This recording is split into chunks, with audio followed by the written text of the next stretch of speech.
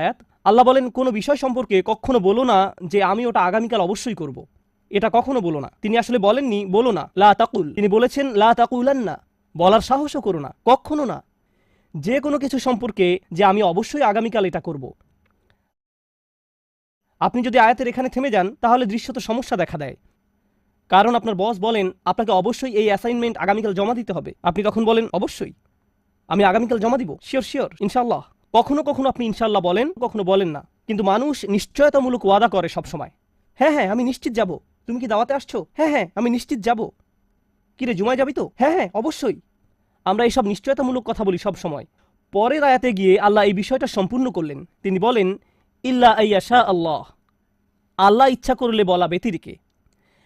একমাত্র ব্যতিক্রম হলো আমার এটা করার ইচ্ছা শতভাগ যদি আল্লাহ ইচ্ছা করেন। এই জন্য মুসলিম সংস্কৃতিতে আমরা যখন ভবিষ্যৎ নিয়ে কথা বলি আমরা ইনশা আল্লাহ শব্দ ব্যবহার করি, আল্লাহ যদি চান।